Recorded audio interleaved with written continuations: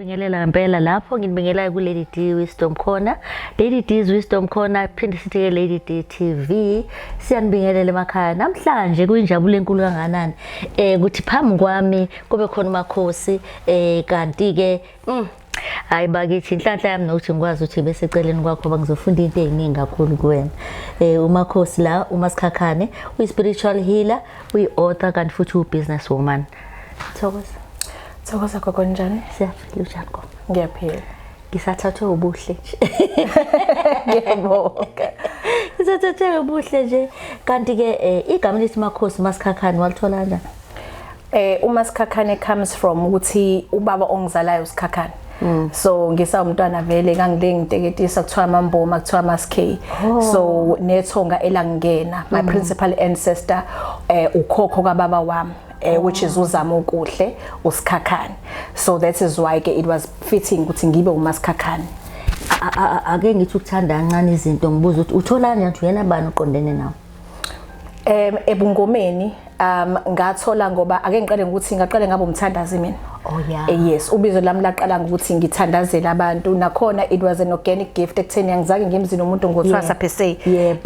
Isiphiwo sasizibonakalisa nje ngendlela ezahlukahlukene. So kuthe mase khamba isikhathi ngaqala ngaba namaphupho obungoma engihlupha and the time kufika lawo maphupho my father and I were not in a good space. Okay. Sasingakhulumi nobaba ngoba akangikhulisanga per se. So athe mengihlupha lawo maphupho aphoqa ukuthi kube khona communication phakathi kwami nobaba wami. Because ngaqala phansi ngaphindele ekhaya emphumeni ngayomfuna ngathi listen, this is what I'm dreaming and angiyifuni lento engiyiphuphayo mina because ngaleso sikhathi I won't lie ngangiphinyanya ubungoma ngithi angiyifuni lutho ngihlanisa nobungoma mina and angiyifuni into ezongifaka kubantu bakaSikhakhane because there's just so much conflict and turmoil when it came to leso sibongo. But having had the conversation nobaba wami funny enough ngathi ngifeke nawe sengilindele vele uyini na uhamba lo line noma ubaba nje wa my father was a very powerful person spiritually. Wayenobunyanga enokuthandazela enobungoma. Yes. So yena vele omkhulu basebeshilo ukuthi your firstborn because I was his firstborn uyena osezothatha ubizo because nobaba makathwasanga. So naye kunezinto ngingathi wayesaba ukuzenza angazange ayiqedele ukuzenza so kusho ukuthi yena wayikhulumela emsamo without me knowing wabatshela abantu abadala wathi it's okay ningapha umntana wami so ngithe ngifika kena he knew ukuthi ngizomdinga because he had volunteered ukuthi ubizo aligcine manje luza kumina lobungoma engakutshelanga kodwa ngoba azi ukuthi nje naye ingane yami wayazi ukuthi ngizokwazi ukubona ungekho naseduze engakhona ukuthi uhlala usemqondeni wakho noma wakhe noma uyakubona izinto ozenzayo kodwa kwasho ukuthi lento ihamba ngo line of angazi ukuthi bekwa kanjani.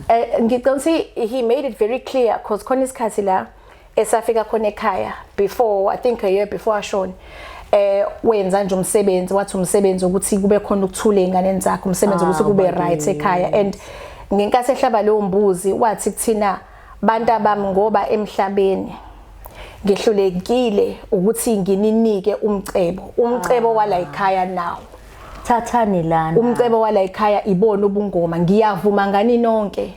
Yes, he volunteered that sonke sikhona wathi emakhehleni ngiyasho ukuthi kunona nonke noma nonke banganthatha nibe izangoma anginankinga because this is the only way that I know ukuthi abakini through your power niyokhuphuka ngayo emhlabeni niyoba ngamandla ngayo niyokwazi ukuthi kubuye izinkomo zakaSikhakhane ibe nezinto zeni ngoba akukho kusesandleni that I can physically give you as a father. Nazi nanenhlanhla ungabi idlozi ezohamba yonke into ingaclearishekanga mase ngalena nizama ukuxhuma nizama ukuthi ufunani unani emqondweni waclearisha yonke into waclearisha konke and ngicasena mamdudu because I'm grateful for lolo bizo olafika ngaleso sikhathi la ngihlukumeza because la ngihlukumeza kakhulu ngikusho lokho ngoba as ingane engakhulisanga ubaba eshade nomunye umuntu bekunezinkulumo nongazwani nokuxabana kwemndeni so kwanginikeza lo 2 years ukuthi ngiphinde ngizwane nobaba wami.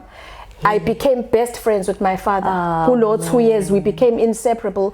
Kulo 2 years ngicauthi wangivulela isifuba, wangitshela ngisho nangeingane ngicathi abanye abangazazi ukuthi umntanami kunodade benendaweni ethize. Ngelinye ilanga mhlaba ehlupheka. Ongisalela ungenzela umsebenzi wami owengahlawulwanga ongenzela owayenenkinga ukuthi ongilungisela. So it took away those years of anger that I had ukuthi ubaba makangikhulisanga akangithandanga akangondlanga those 2 years ngafunda okuningi ngisho ngithi namhlanje ngilo masikhakhane okwazi ukujula siza abantu the way I can because I learned from my father kakhulu kulo 2 years and still am learning now, which is into engijabulisa ngegift yami ukuthi as much as abazali bami are no more, I'm lucky because I have them with me every day. Ngisathi ngizobuza as your mentor ubaba ukhona uma ukhona you know how to communicate uxoxe nabo kakhulu when I do radio most of the time it's bayashintshana. But most of the time when I do radio it's my dad. Engisuke ngihamba naye and the shows engwenza nabazali bami are the most magical shows ever. Not saying kwakade nogogo, not saying ama shows enza nogogo asuke ngikho powerful, but with my parents I think there's that touch of personality and that humor ebakhona kuma ratings ami. Hey, wasibani uyaqala kwaqala wahamba usuqalile ukuthi ungene kulo line wakhe wokumentorisha noma kube ngaphezulu ekubeni kwakhe ubaba uhambe ngingasho ukuthi isithunywa sami bese sesiphezulu already I was able to help abantu ngaleso sikhathi but emthini wayesangifundisa into eziningi nasemngomeni wayesangenza ngiunderstand izinto eziningi but wayengakaqedi. Baba wakho is powerful yaze saphila nje uma wayevumela lento engenayo ukuthi ngoba abanye uma kuba nenkinga angavuma ukuxola kuba nalo uthi nje lona kulungile kodwa nayi ingane nami sefuna ukuthatha over kumina oqala nje usehambile wa understand uma uthi hayibo ngizothi ukubuyela kwami ngizwane nobaba kwakukwenza kama wami because ngibuyele kubaba uma wami seshonile and before my mom passed away mina ngikhule mama because ngine anger kakhulu. I had anger bekuwumuntu nje futhi okuphuma silwe because I had this pain and this anger in me. You know uma ngabe ukhula umntwana ozo noma kuyimsebenzi or kuyizinto kuzolokuthiwa ayi lo ile ngane mthoko yangaphandle libhlungu lelo gama libhlungu lelo gama uyabona so ukhula unaleso silonda ukuthi lengane ngaphandle but my anger was not directed at wanting to harm anyone. My anger was always ngifuna ukumkhombisa ubaba ukuthi ngizoba yini. I want to show my father ukuthi engilahlile mina ngizoba utho engifuna ukumkhombisa yes I want to show him ukuthi imali zakhe kade nazo noma enganginikanga zona I'm going to come out shining. So before my mother left it's like wayesezazi uzohamba because wayelokho ethi nonto umxolela ubaba wakho nonto umxolela ubaba wakho and ngempela 2 years after she passed this is when everything started falling into place and then I made peace nobaba. Kwakube ngendlela ukuthi ngisho sekuthiwa ilanga lakhe lokugcina ubaba wafika noma afikanga. Was he involved? No, he wasn't involved. He wasn't. Imndeni yayihlukene kakhulu but I think if I had this interview mhlambe 9-10 years ago bengizoba ne perspective but because ngalithola ithuba lokuhlala phansi kwami ngikhulume izinto I understood them a whole lot differently ukuthi actually it wasn't ukuthi mntanami ngangafuna ukuba khona. I think my life story is a testimony ukuthi sometimes umuntu esilisa mengene emshadweni you tend to stick ngoba you want to make your wife happy and in making your wife happy uyakhohlwa ukuthi unezingane ngaphandle zakho nama beliefs akho nonembeza wakho nje exactly and those children need you also uyabona. Nani bangaki makho? Kuma wami there's 3 of us. I'm the firstborn and then I have a brother and a sister. A sister do you believe mina khona into engitshela ukuthi uma wakho wathi mefika ngale wayilwela ngolento kwayena ukuthi ayenzeke? I believe she did. I believe she did. Ubaba must akube khona indlela ukuhlangana kuqhubeke.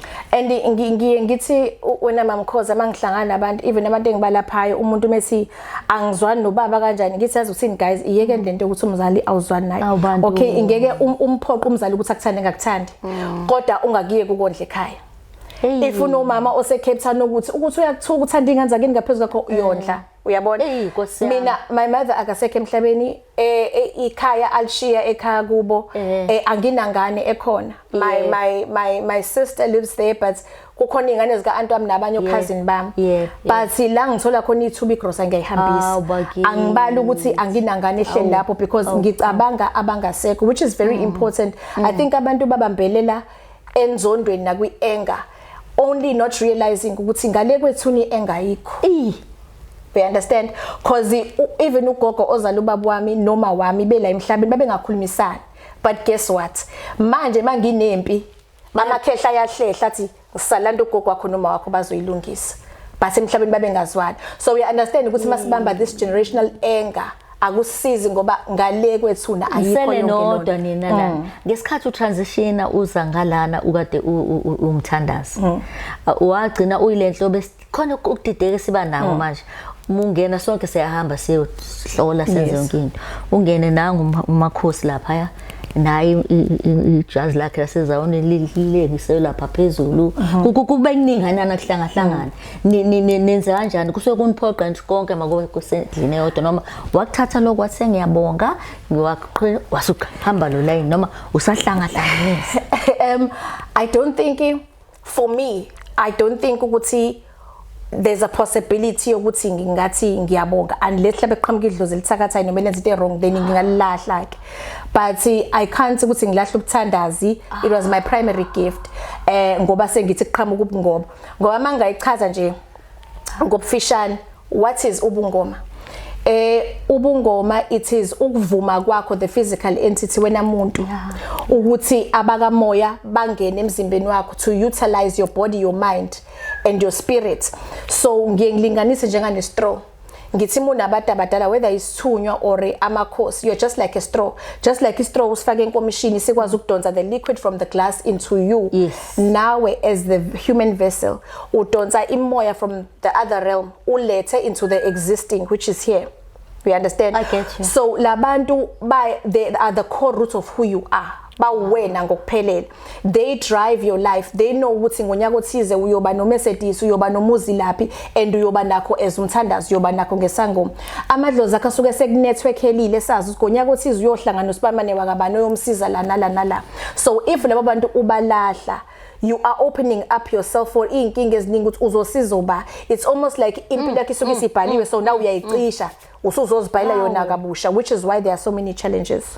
Yazi ngiyathemba nina enibukele kakhulukazi namhlanje izophela lento nizohamba notshela nabanye iphele lento ukuze umuntu ethi hayi lo uyaxuba usuyichaze kahle kube ngazi ukuthi manje hayi udidekile hayi usuyichaze wazowachazela nabanye kutheni if unibona into enjena this is a situation nasi uyabona nana analogy usenzile straw umuntu uzoyibona ngempela ayikho into esiyikhuluma sithatha nje ngendlela yethu moving on ke waqala ke ukuqala kwakho ke wenzani ulapha abantu ngoba befika kuwena noma uyabonisa ukuthiwa hamba endaweni ethile noma uthwasisa amathi waqala mphulayi noma kuba khona speciality.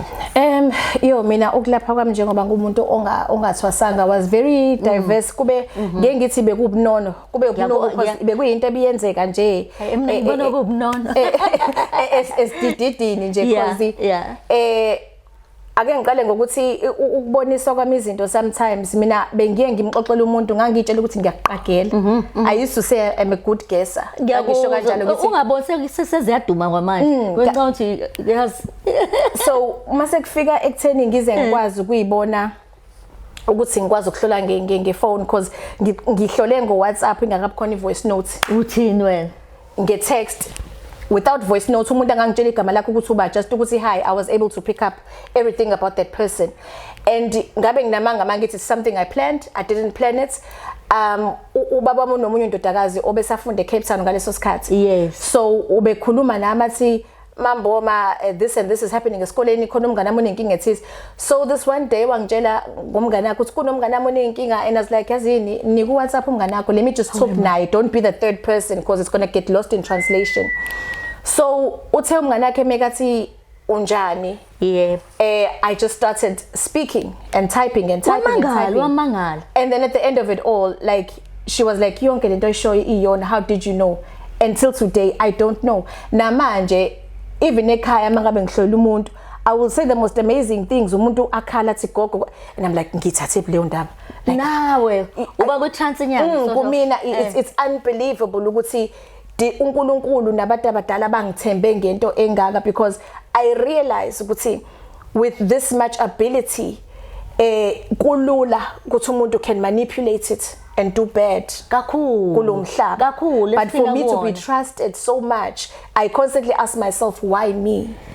Ungangizwa kabi ngiyakubongela ngiyakujabulela ukuthi imentor yakho is not somebody olayiduze because abanye abantu umdabukele manje akakwazi ukuba into afuna ukuba yiyona ngoba usebiziwe esigodlweni ubaba usethe ubaba usethe angisho ukuthi kubi kodwa ngiyibona ukuthi somehow omunye uthothi ungaphezulu kwalomuntu ukuthi ungabe ugobeke ngabe yini kodwa because kufanele asakhambe or asakwazi ukusho kahle wena imento awakho ilawa yabona abanye uthothi baphila kahle nabodwa sometimes sike sihlangana nezimo lo umfisela ukuthi engathi sengakhululeka bandla abe independent ayimele but kusho ukuthi khona lepho angazi ukuthiwa yini le elande protocol noma yini. I don't think Wema it's a protocol. I've said this several times ngithi engathi siyizangoma abalaphi bendabuko singafunda ukuthi angikwazi singafunda ukuthi umuntu mefika kuwena uthi angiyazi lenkinga kodwa ukhona umkhize ukhona ungcobo engakuyisa kuyena akwenzele and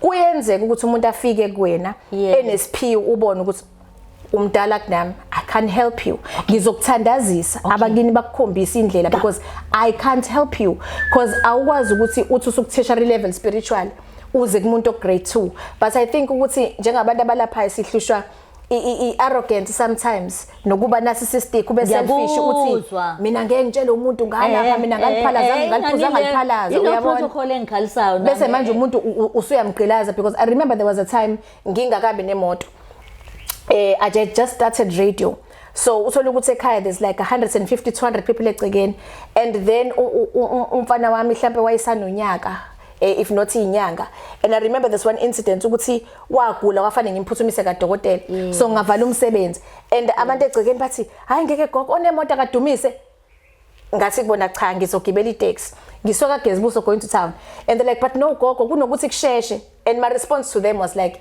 ngicela ngafundisa idlozi lami ubuvila if abakasikhakhane bengibona ngifanele ukugibela uMercedes abangithengele lezi ezeni izipakeni ngiyekeni ngihlupheke ngigibela ikhumi khona bezobona ukuthi ngiyayidinga because if njengogobela sengizokhomba izingane zami ngithi ubana kabe ngeke uba bangithengele imoto wenzele lento uphenduka ubheka ngala guqa lo ngala sekufanele baphuthume ubheka ngala nokuthi mina akekho umuntu engeke ngamsiza ngokamoya ngimbize ngethwasa I do not like that wonke umuntu ngimbiza ngomakhosi because I believe the fact that ukhona okhuluma la kuwena the fact that uyaboniswa izinto you are a healer already you just need someone to help you transition ngokuphelela not that umakhile unjena nje wakhe wemina no kukhona le pressure ngiyibona sebenawo manje ukuthi kuthi usukhipha abangaki umuntu akasabheka umuntu uthi nangu umuntu onesiphiwo sekuthi manje bangaki sebengaphansi kwakho but usukhipha abangaki yabona nje it becomes a problem ngoba I believe ekulapheni you need to have time nomuntu ukwazi ukubona iprogress yakhe awukwazi lapha uthwasisa abantu abawu30 lamaphupha u30 uzokwazi kanjani ukubona ukuthi ubani uselanga ukulapha kwakhe kushoda la nakhe kufanele sikwenze we can't be money hungry I think lento ihamba with being a perfectionist mina I hate failure so ngingamane ngilapha abantu ababili kodwa ngibalaphisa yes because akekho umuntu ovuka ekseni enemali elinda uMasikhakhane but umuntu uyayakha ibudget yami ngenxa yeinkinga zakhe nenhlupheko yakhe so mawungene eminyango wakithi and wathatha imali yezingane zakho imali engabe mhlawumbe ukhokha ngayo ukhokhela irent wenza ini ngayo and you trust me with your life because this is what it is okukhusewile ukuthi angikwazi ukumenzela phansi I have to make sure ukuthi lento izele uyayibona you get your money's worth and above because ungithembile ngempilo yakho madoda manje kwesinye isikhathi bathi emawuphiwe kanje esidini leli lamathandana nani kuba khona kube athi umuntu mehlukana nomuntu wakhe kuthiwa omama nobaba abangamfunanga noma uyena idlozi lakhe lakho liyabonto akazile ngobuhle limkhahlele or uyena usesindwa kakhulu amandla nawo ikhonto enjalo ikhona into enjalo but I'll make an example with myself ngoba I don't want to make it generic okay with me ngakwazi ukuthi ngishade okay and have children but usuvela ususebenza impela yes kwakusavuka kakhulu ukuthandaza lapho not really ubungoma kangako but I think in all essence idlozi alifuni into enobunuko alifuni into enokungcola because ikakhulukazi mina ngihamba namakhehla so I think ubizo lomuntu onezalikwazi it's much better ogogo babavumeli kube nabantu besilisa ngoba mina ngokamoya ngiyafana nokuthi ngiyindoda yabona spiritually, so akulula ukuthi lamakhehle engihamba nawo avume ngibe lenye indoda eduze kwami. So kuyavumeleka mangabe lo muntu esilisa ezokwazi ukuthi akuphathe ngendlela. Number 1, moyisangoma akufanele ukhale njalo, uphathwe stress, ube ne depression. So if you have a partner who's going to be verbally, physically, emotionally abusive, kuhamba nabantu abadala bamkhansela, which in my case a lot of people frowned upon it ukuthi isangoma sika divorce kanjani. But here's the thing, kusho ukuthi you must stay in a physically abusive relationship just because uthi ngisangoma, because I think mina my divorce proved ukuthi kwasekuqaleni umshado ngangobambanga ngomuthi. It was an authentic, genuine connection. Eyathi mayisisiphela we have to go our separate ways, because ukuhlala emshadweni osufile ongasekho kuba nginzondo. Kusasa sizozondana kuze kuchaphakele naseyinganeni, kanti let's part ways ukuze nezingane sikwazi ukuyikhulisa ngendlela enokuthula. Ngikwazi ukuthi nami uthi ngifuna ukubona izingane sikwenze accordingly, kungabi khona i-resentment engako ekhona phakathi kwethu. Uma ungangivumela ngibuza ngesikhathi mhlawumbe khona i-resentment yayinawo mhlawumbe nokuthi usupowerful ukudlula yena, abantu besilisa bayifuni leyo nto, usunemali ukudlula yena, awusakhambi, kwakukhona lo? Kwakukhona kakhulu. Let me just start by saying, because yabona, I think people who knew our relationship personally, abanye babe quick to say no, but wakushada ngoba ibona imali. And lokho ngifuna ukumgeza igama. My ex-husband never married me for money. Nganginganayo.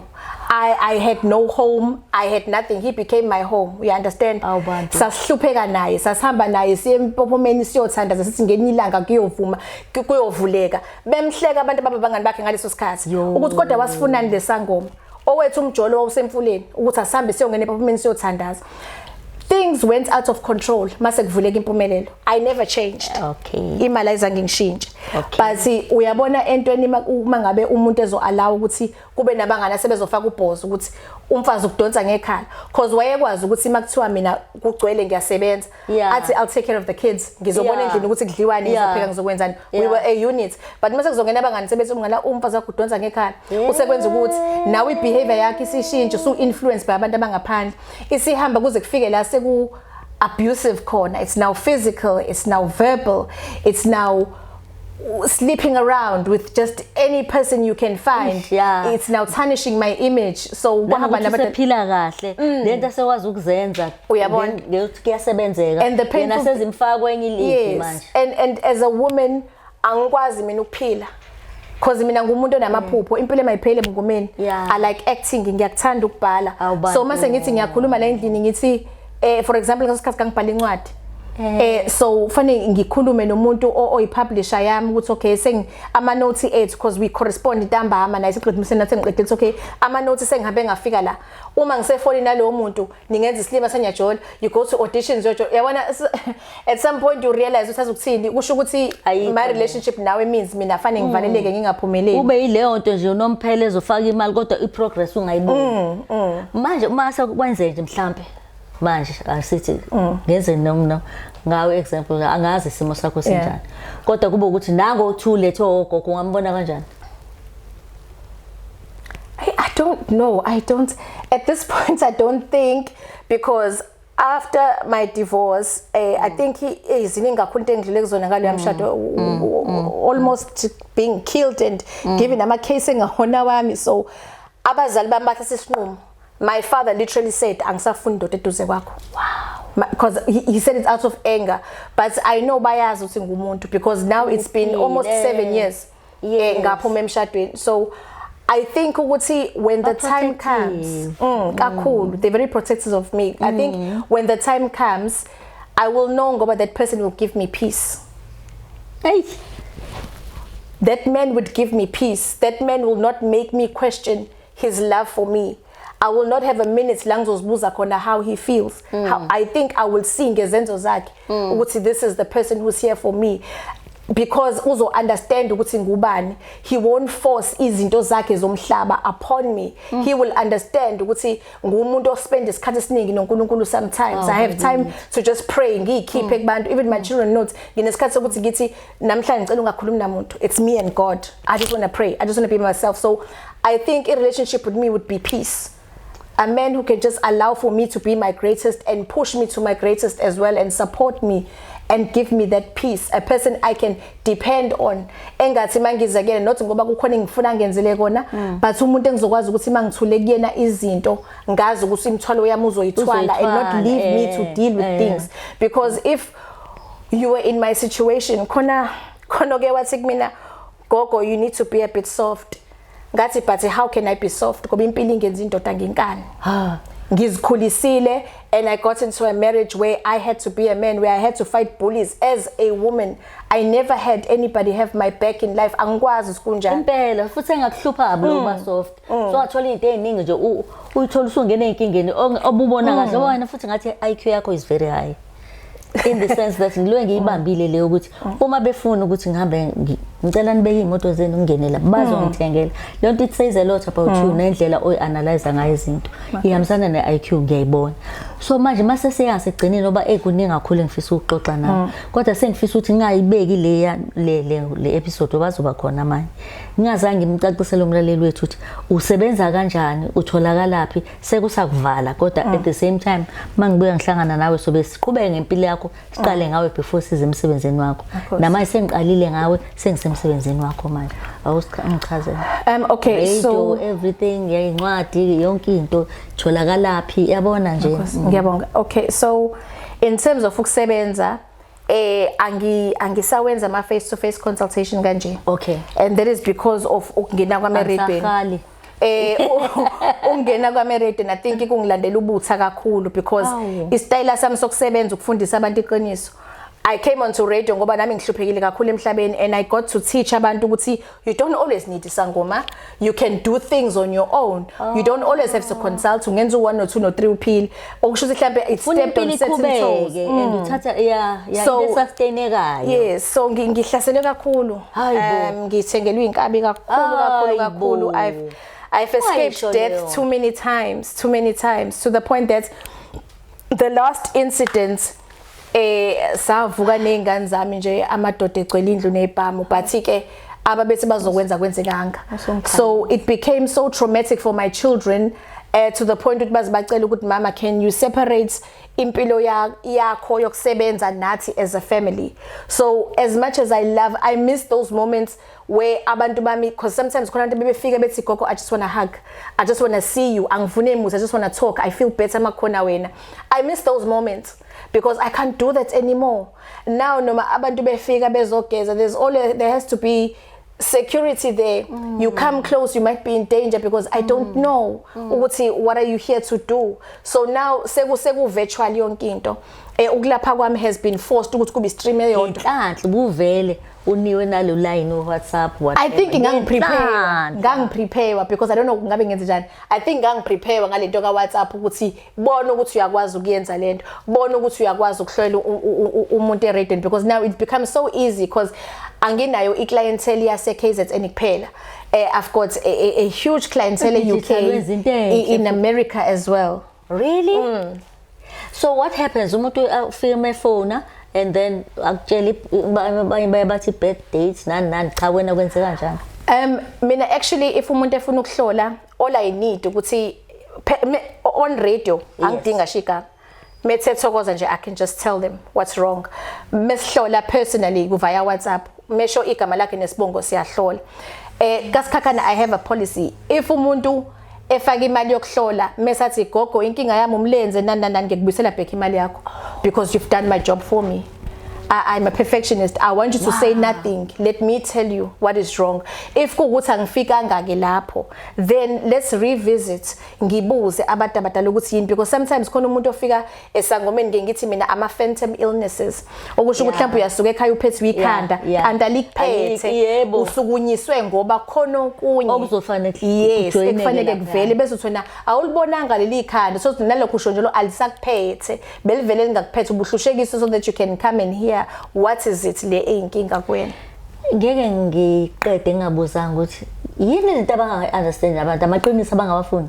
Yini le ngoba uzenzela into yakho, usiza abantu abaqakile, uyababonisa, and umuntu mangabe uzogcina ungamtshelanga ukuthi this kind of ilento ngeke ikusize, nansi engakusiza, or moya le ungabe usalahlekile vana uqonde kanje, yini eyinkinga lapho? In terms of mhlambe kubantu abawoza kwethu ngeke ngibaphendulele, I don't know. Ezangomeni kunenzondo nje ekhona all over ongazi ukuthi ungenzani ngayo. I-bank balance yakho yini ubona athi imali uyenza kakhulu nombona ngathi I don't know because yabo kumanje I still fight the stereotypes sokuthi physically I'm a woman. Kunabantu who will verbally say yabona ngeke nje mina ngitshele umfazi lokho uyabona ayekho umuntu esifazane okwazi ukuhlola akekho. I remember on radio the first time ngik-radio wathi upresenter yazi ukuthi Masikhakhane uzohlanyiswa abantu because first bathi upresenter uyena obathengayo abantu abangani bakhe. Okay, kwathiwa no Masikhakhane into ahlola ngayo ukubhaka. Okay, ngawushiya ubhaka ngaphandle ngangena namanzi kwathiwa ilamanzi akhe ngagcina sengisijikisa isitulo sengibheka le sengifaka ama headphones sengithi okay abafika abantu bame lapha ngaphandle ngithi okay ivoice ayiqhumela ngizo because angiyazi ngisho inamba yase station uyabona. So what I learned ukuthi there's nothing you can do to please people will always pry and question because even abantu befika ekhaya not all of them were for me. Abanye befika ngoba befuna ukubona ukuthi ngempela uzongibona yini ngempela uzokwazi yini ukuhlola. So you can never just like ngisho abantu abadayisa utshwala abane competition nasekulapheni there are people who will want to see you fail kodwa you are not on the same level. Basebenze konke lokho abantu it's like mhlawumbe yeah no ngiyakuzwa ngicela uqhubeke nento oyenzayo ngempela ngijabuliswa na ukuthi sekuphumile konke lokho uthanda uba yithi kwavela lokho okuqondene nawe. It's a pity ngoba mhlawumbe nibabili nibathatha nikwazi ukwenza njengoba wenza. Angazi uma ngizwa yini. Ngiyakuzwa. Kulungile lapha baqhubeke nento zabo. Kebakhohlwe wena. Umuntu aqhubeke angazi ngizibeka kanjani lento Nkosi yami. But ke sesivala uthini wena ukushare naliphi? Ngizobuyela back to isizathu esangenza ngifuna ukwenza i-radio to begin with. Ukungena kwami radio was not for fame. I'm not a person othanda fame, hence ngisho ku social media ngiliki page lami ozolibona ngithi bengila ngenzani. It's all work. The reason ngangena radio ngangifuna ingane yomuntu omnyama iziqhenya ngomngoma. Awubakile. Iziqhenye ngesiphiwo sethu, iziqhenya ngokuba umAfrica because abantu abamnyama they find it easy ukuya kumlungu bayohlola khona but uma uya kumuntu oyisangoma noma umthandazi it's seen as taboo, is seen as ubuthakatha noma into engcolile that is ungodly. Nokuthi lastly sikhona isangoma esithandazayo such as myself because people are like njalo ukhuluma ngoNkulunkulu nani you can't mix both. Oh but you can because angikwazi ukubiza abazali bami ngingaqalanga ngoNkulunkulu kuqala. I pray to him first and say give my parents the power namandla for them ukuthi basondele kumina. Uma ngicela umlilo wokuphilisa abantu anguthathe emadlozini. My fire came from the heavens mhlazana ngilethela umlilo engolapha ngawabantu. So mume laphi stick to your lane, do what you know best. Makwathiwa wena ulaphobhozo lapha bona musukubona kaSikhakhane kuthiwa kuyagcwala bese uthi nawe usufuna amandla esawafani nama ngivedananga njengane esigodle esigcwele. It took me 8.5 years wenhlupheko ngisebenza mhlawumbe umuntu oyedwa inyanga yonke to an influx of hundreds of people. Why? Because I was being prepared for that. Uzobenzana abantu abaningi ungakabi namandla abo ukubasiza. Yonke into ihamba ngoline wakho ukuze mifika la ngoba kuba yaqala yathi bhu ngabe kwabakhona nama mistakes. Nokuhlola kwami nje I don't think it was even that powerful ngaleso sikhathi as it is now. Nolwazi lwami ngabe lalingakabi nzulu ngalondlela eseliyilona manje. But uyangivumela yini ukuthi before siqede asikho radio manje kodwa before siqede ubanika abantu some things abazokwazi ukuthi bakuthinte ngaye ngabe baxhuma ngeWhatsApp ngabe baxhuma ngani ungishiyele wona. Okay, so indlela engitholakala ngayo is via WhatsApp. In number it's 078-126-0066 078-126-0066. Ku Facebook it's @Makhosi Masikhakhane, ku Instagram Makhosi_Masikhakhane. Next time angikhuluma naso sesikungena nasey'ncwadini kancane bese singena nakuma kuthiwa ama-case study noma ama-testimonials because you don't have to say igama lomuntu kodwa izinto usuke wahlangabezana nazo. Ngiyacela next time senze lokho. I would love to do that ikakhulukazi because for the past 2 years bengigxile kakhulu with parents abanengane that are suffering from autism and depression.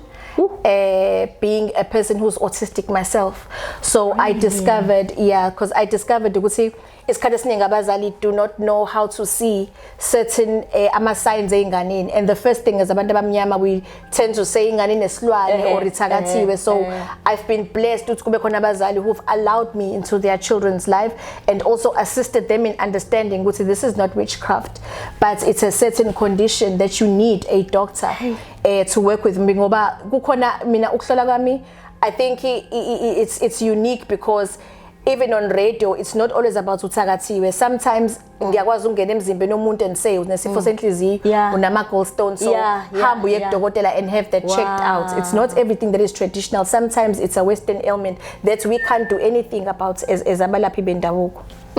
Uyazi ukuthi mhlambe soke siqale nakuwena ke masesiqalo sichaze how did you discover I diagnosis wayithola kanjani, nanokuthi le prevalence kwenziwa yini kube sifestile sibe siningi isikhathi esithile bese autism ibivele ikhona isiduma manje noma uyabona, so ofanele impela le ngoba uyazi out of 3 people oyedwa khona ethile ethi autism. Out of 3 into ebeqala thina sibadala kakhulu kunani ebesingayazi mhlawumbe ibikhona yona i-diagnosis ebengashiwo, uyabona. So xoxa futhi lo mase sibona.